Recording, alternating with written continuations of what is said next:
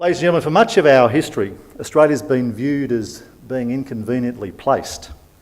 The title of Geoffrey Blainey's 1966 classic, The Tyranny of Distance, quickly entered our daily lexicon and may still be relevant for those of you who have to travel a cattle class from London to Sydney from time to time. But Blainey's essential argument that Australia's geographical remoteness had been central in shaping our history and our identity is being replaced today by a new reality. That it's our proximity to Asia that will shape our future and our identity over coming decades and generations. Now, there's been much comment in recent years about this natural advantage. Tim Harcourt, Chief Economist of the Australian Trade Commission, has used a forum like this to say that the tyranny of distance is becoming the power of proximity.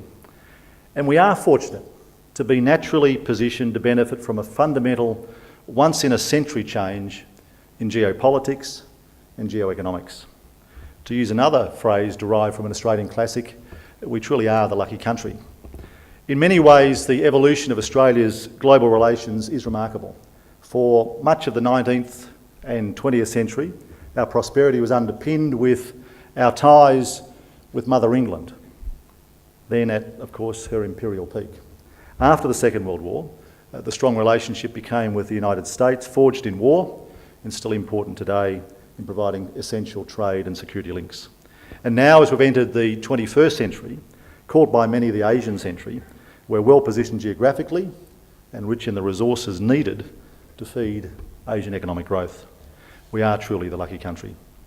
However, I still fear that luck and geography alone aren't enough to fully capitalise on the opportunities that exist and that should lie ahead.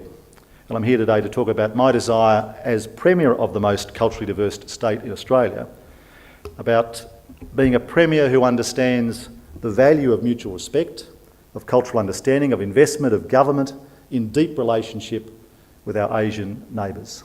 I've deliberately focused this address on the need to build and maintain relationships. I understand the premium that most Australian cultures place on personal engagement and personal trust.